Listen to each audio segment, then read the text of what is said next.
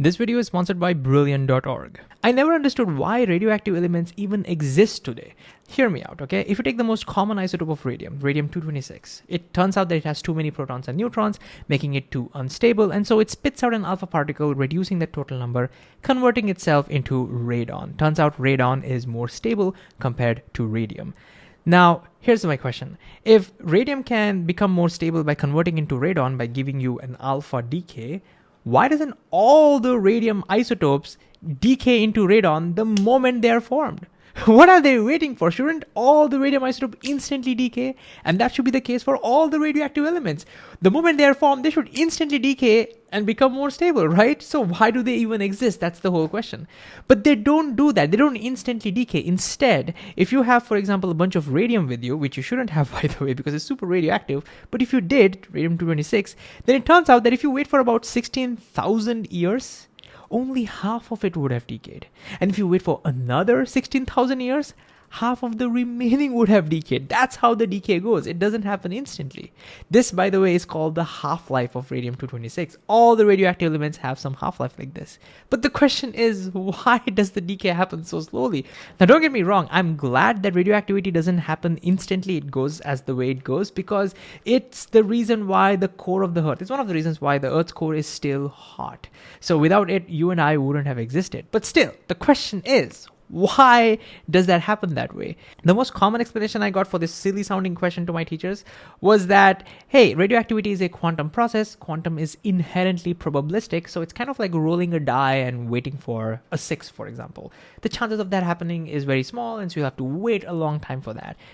But that is a very hand-wavy kind of an explanation. It was very analogous, and I didn't get a deep intuition behind what's really going on during a decay, what causes, where does the half-life even come from, and why are certain elements stable while other isotopes unstable in the first place. None of that made any sense to me until I came across George Gamow's work, and then my mind was blown. So if I do this video right, not only will we gain a deep intuition behind alpha decay, which we'll focus on in this video, but we will also rediscover a profound quantum mechanics principle which has far-reaching consequences. So if you're ready for this, let's begin. So Gamma, what's going on? Why doesn't radium just throw out the alpha particle instantly and just get done with all the decay? Well, Gamma says because there's a barrier over here. See, the alpha particle inside the radium is attracted by the strong nuclear force. That is the dominating force over there. So if you want to pull that out, then you need to push it against the strong nuclear force until you get out of the nuclear range. So that requires energy. You need to put energy to get it outside the nuclear range. Once it's out over there, then nuclear force no longer exists. Then the Coulomb's repulsion will take over, and then the alpha particle will come out. So it's kind of like a ball being stuck inside a well. If you want a ball to go from here to here, it has to first overcome this barrier. And to do that, you need to put in energy to overcome that barrier. In the same way over here, you need to put in energy to overcome that barrier. But once you overcome it, then it's a downhill from there. And I'm like, okay, that kind of makes sense. So the alpha particles require a minimum energy to overcome the nuclear force of attraction. Makes sense. So my next question is, how do the alpha particles get that energy to overcome the barrier? And Gamma says they don't. I'm like, what? What do you mean they don't? Radium nuclei do emit alpha particles once in a while, so clearly they must be overcoming the barrier. What do you mean they don't? Gamma says, well, we have experimentally seen that they don't overcome the barrier. I'm like, what do you mean? How do you even say that? What kind of experiments do you people do to come to the conclusions like this? And Gamma says, that's a good question, Mahesh. Let's take some numbers over here. And this is the interesting part, folks, okay? So if you take some numbers over here, for example, let's consider the potential energy over here to be 0, okay? Then the potential energy of the ball when it comes over here, well, we can calculate that. If we know the mass of the ball, we know the value of gravity, and we know this height, mgh, we can calculate the potential energy of the ball when it comes here. Let's just, for the sake of simple numbers, call that to be 10 units, okay? Now Gamma asks, Mahesh, under these circumstances, how much minimum energy does this ball need so that it can overcome the barrier? And I'm like, well, it needs a minimum of 10 units of energy, right? So that if it has 10 units of energy, all of that can be converted into potential energy. If it has less than that, it will not even reach over here. If it has more than that, then it will reach over here, okay? And then once it reaches over here, it goes downhill. What happens to all of that potential energy? I'm like, all that potential energy gets converted to kinetic energy. So when it comes over here, all that 10 units would have gotten converted into kinetic energy. So the kinetic energy over here must be at least 10 units. It can be more. If you had pushed with more energy, it would have had some kinetic energy here as well, but it should at least have 10 units of kinetic energy when it comes over here. Long story short, if the ball makes through, you should detect that ball to have more than 10 units of kinetic energy. So that makes sense. And I'm like, yeah, that makes sense. And in fact, this also works the other way around. If you want to push that ball into the well, it should again need a minimum of 10 units of kinetic energy so that it can overcome this barrier. Makes sense, right? Okay, now guess what? Just like the ball, this alpha particle inside the radium nucleus can be modeled to be, being stuck in a well. Well, not a physical well, but a potential well that is created by not gravity, but strong nuclear forces and Coulomb's forces, okay? So just like before, there is a barrier it needs to overcome in order to escape. That makes sense, right? But what's cool is that just like how we calculated using MGH, the barrier potential energy, the minimum energy needed to overcome the barrier, even here, we can calculate what that minimum energy is. And all you need to do that is Coulomb's law. And that I found is pretty awesome. Just by using Coulomb's law, you can even calculate how much is the minimum energy the alpha particle requires to overcome, which is pretty amazing, if you ask me. But anyways, we'll now go through the calculation. If you do that calculation, then it turns out that the barrier potential is about 25 mega electron volts. Okay, so Gamma asks, Mahesh, this means how much minimum energy does this nucleus need, so alpha particle need to escape? And I'm like, well, just like before, it needs a minimum of 25 mega electron volts of energy. If it has that, then all of that energy will get converted into potential energy when it is just over here, when it's just escaped the nuclear clutches. And then finally, when it goes downhill, when it gets repelled, all of that potential energy gets converted into kinetic energy. So how much kinetic energy should it have over here? Well, since all of this got converted to kinetic energy, it should have at least 25 mega electron volts of kinetic energy, right? It can have more because, it could have had more energy to begin with, but it should at least have 25 mega electron volts of energy. So long story short, alpha particles should come out of radium nuclei at least a kinetic energy of 25 mega electron volts, right? That makes sense because it has overcome the barrier. But guess what? We can measure this experimentally, and when we did, we found that they don't come out with 25 mega electron volts of energy. In fact, what we find is that they come out experimentally when we measure with the energies of close to 4.9 mega electron volts, which is significantly smaller than the barrier potential. And Gamma says, look, Mahesh, if they had overcome the barrier, how can they have such low energies? There's no energy loss anywhere in between. So how can they have such low energies? And I'm like, yeah, that's a interesting question. How are they going through the barrier with such little energies? Maybe something's weird with radium. And it turns out this is not just the case with radium. Every single alpha decay, if you look, you'll find that the kinetic energies usually come out at the range of 4 to 8 mega electron volts. And the barrier potential is close to 25 to 26 mega electron volts. So something is going on over here. These alpha particles should not be able to escape over here. They should just keep bouncing back and forth with that little energy. They shouldn't be able to overcome the barrier. So Gamma, how can these alpha particles, even with such little energy, overcome that massive barrier? Well, Gamma says it's kind of like how, even with such little time, you can overcome your massive learning barrier using Brilliant, the sponsor of this video. First of all, I've been recommending Brilliant to my students way before they started sponsoring me, mainly because you can start learning for free by interacting with it. You learn by doing. So even if you spend a little bit of time every day, you start becoming a better problem solver. And they have courses in various subjects like physics, math, or data, programming, and even AI. For example, check out their updated calculus course. From the very first lesson, you can start interacting with it and start building intuitions. Whether you're trying to understand slopes or you're trying to find the volumes of the sphere, it has it all. And what's more cool is you can use their mobile app to start learning on the go. Instead of scrolling social media, you can actually level up every time you have a few minutes. So like I said, if you want to try everything that Brilliant has to offer for free for a full 30 days, just go to www.brilliant.org/FloatHeadPhysics. The link is also in the description, or you can just scan this QR code. And if you do sign up, you'll get a 20% off on their annual subscription. So do check it out. It's not just going to help you become a better learner, but you'll also be supporting my channel. All right, back to alpha decay problem. So our main question is, the alpha particles inside the helium nuclei do not have sufficient energy to overcome the barrier, so they just should be just going back and forth. How can they escape the barrier? Well, Gamma says, first of all, let's convert this into an energy level diagram where the vertical represents energy levels. It's slightly more intuitive to think of it this way. So again, we're saying the same thing.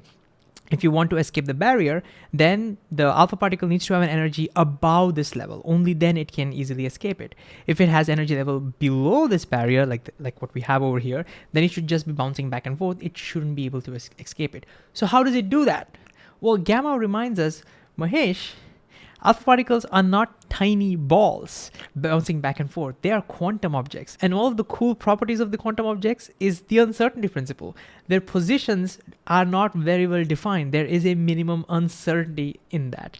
And so rather than thinking of our alpha particle as tiny balls bouncing back and forth like this, it's slightly better to think of it somewhat this way, where their position is not very well defined. This is also not completely accurate, but it's slightly better than thinking of them as a ball.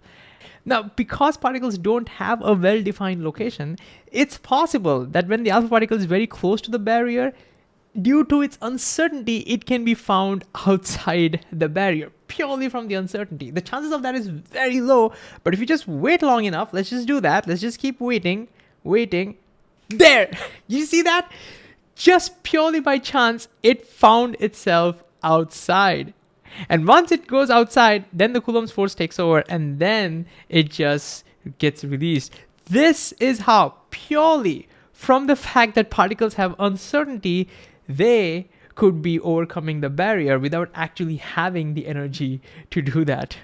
Now, classically, there is no way this could happen. If a ball had less than the energy necessary to overcome the barrier, it wouldn't be able to, go there at all, unless it dug a tunnel through it.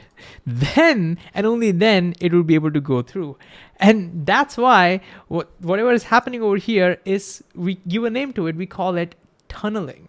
We call it quantum tunneling. But of course, you and I understand it's not like the alpha particle is creating some kind of a mystery tunnel. No. This is, at the end of the day, coming from the quantum principle that we know, the uncertainty principle. Or to be more precise, we should actually think in terms of wave functions. Turns out that the wave function does not go to zero, it dies out, but it has a very tiny amplitude outside. So it has a very tiny probability, of finding the particle outside. But I like to think more in terms of the uncertainty principle, even though it's less accurate, it's slightly more intuitive. And the uncertainty principle also comes from the wave function. So I like it this way. So long story short, alpha particles tunnel through the barrier even though they don't have enough energy, and they do that purely from the fact that their locations are uncertain. So this was the model that Gamma proposed. Okay, so this is pretty profound. So can I now answer our original question? Why don't all the radium nuclei instantly decay? Well, the answer is because the alpha particles are stuck inside a potential well. They don't have the energy to overcome the barrier. But there is a small chance, there is a small probability that they can, be just due to uncertainty principle, be found outside. Now that probability is insanely small. However, if you wait more time, that probability increases, isn't it? That probability adds up, right? If the longer I wait, the more attempts it gets, and the probability keeps adding up. So as I wait, the probability keeps adding up and becomes more and more and more. And eventually, for radium, it turns out that if I wait about 16,000 years, the probability of it tunneling through adds up all to be 50%. This is the reason why, if I have a bunch of radium, which you shouldn't have, by the way, because super radioactive, but if you do, and if you wait for 16,000 years, half of it would have decayed because the tunneling probability adds up to 50%. So what's mind-blowing is we now have a deeper insight of where half-life even comes from. Half-life is actually the amount of time you have to wait until the tunneling probability all adds up to give you 50%. That's where it all comes from. That's beautiful, isn't it? And this also means now we have a theoretical way to model half-life. We just have to compute the time we have to wait for the tunneling probability to add up to become 50%. It's very hard to do it, and there are a lot of complications, but in certain cases, we have found theoretically the half-life values to be very close to the values that we find experimentally, which is amazing. That's an amazing success for Gamow theory. That is incredible model, Gamow. But wait, I promised you complete intuition, right? So here's a final counter question. If radioactive elements give you alpha decay via tunneling and become stable, why don't all heavy isotopes do the same thing? We know that iron is one of the most stable elements in the universe. So all the heavy elements after iron, if they, gave you an alpha decay, then they would be lighter and they would be more stable. So shouldn't all isotopes after iron be radioactive? Why do we even have stable isotopes in the first place? I love the way my questioning is changing, right? The more I learn, the more fundamental our question is becoming, which is awesome. But what's your answer for that, Gamma? And Gamma says that's a great question. So first, let's look at the alpha decay of a few other radioactive isotopes. So for example, if you consider uranium-238, then it also is a radioactive isotope. It gives you alpha particles. And there, the alpha particles comes with the energy of about 4.3 mega electron volts. So you see it's slightly less energetic than that of radium. So what would you expect to happen for its tunneling probability? I'm like, see, if the energy is lower, you can see that, hey, the barrier width is larger. So tunneling is harder, which means I would expect the tunneling probability to be slightly smaller. And Gamma says, no, Mahesh. If you actually solve the Schrodinger's equations, which we're not going to do, but if you do, you find that a small change in the barrier width gives you orders of magnitude changes in the probability.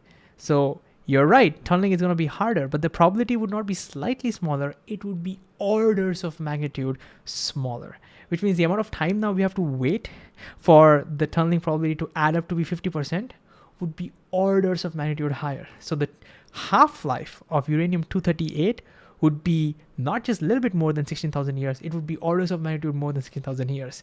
And that's exactly what we find. The half-life of uranium-238 is 4.5 billion years. And Gamma's theory can now explain why such an astronomical difference in the half-lives, even though there is a small difference in their energies of the alpha particle. It's all because of the tunneling probability. There is small changes in the barrier width gives you astronomical changes in the tunneling probabilities.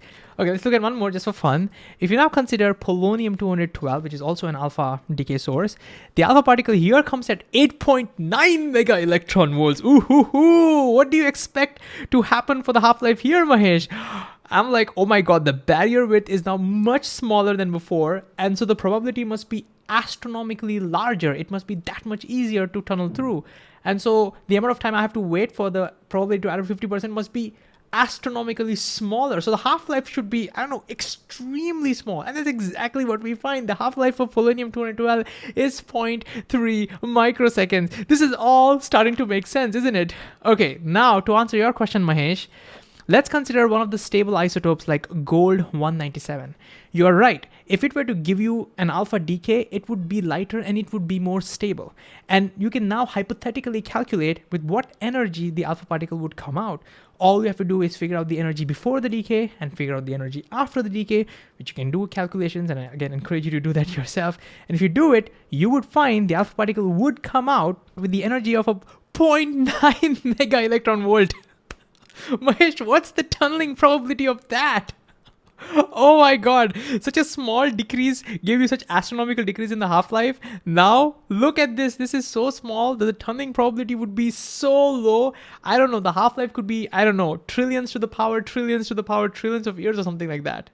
So technically, gold would decay if you wait long enough time. In fact, every single element after iron would decay, give you alpha decay if you waited long enough time. But the timescales we're talking about are so ridiculously large that for all practical purposes, we say they are stable. This makes sense, right? So the reason why stable isotopes, heavy stable isotopes are stable is because the energies of the alpha particles are so low that the time we have to wait, the tunneling probability becomes almost negligibly small that we can call them stable in the time scale we imagine. This is profound. Like, isn't this making sense? Like, I love how much explanatory power Gamma's model has. Amazing, isn't it? But guess what? I told you tunneling has far-reaching consequences. And another consequence of tunneling is that it keeps the sun alive.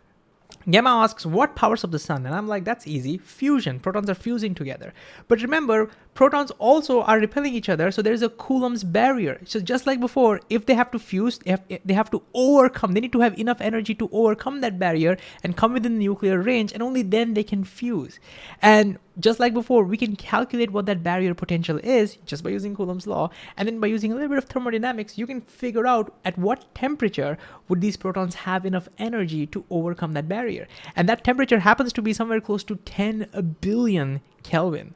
And the sun's core temperature is about 15 million Kelvin, which is way lower than the necessary temperature. So as crazy as this may sound, the sun is actually too cold for fusion to happen. Classically speaking, it doesn't have enough energy. Then how does sun fuse the protons together?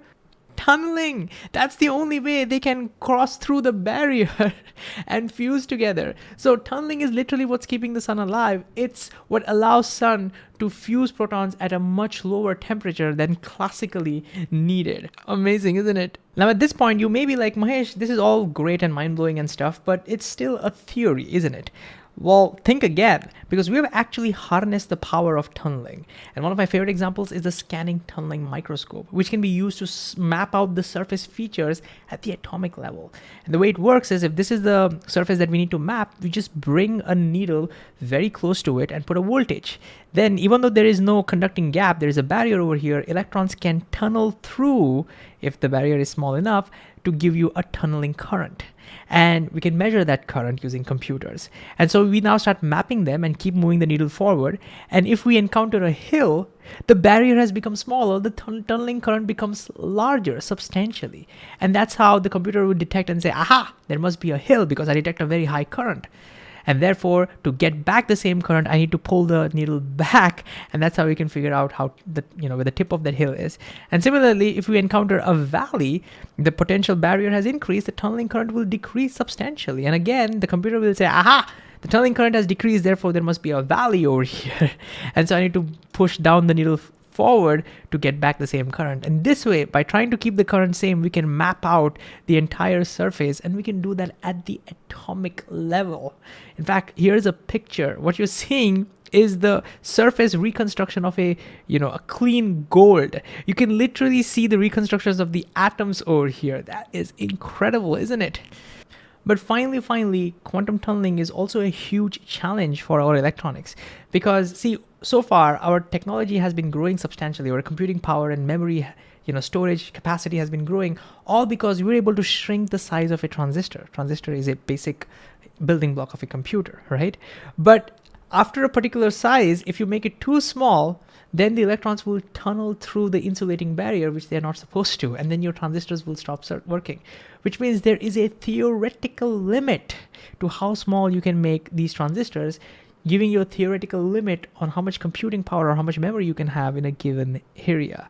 We have not yet reached that limit today, but we will someday reach that. And therefore, there is active research going on in figuring out new technology that can somehow overcome tunneling. And for that, quantum mechanics is the key.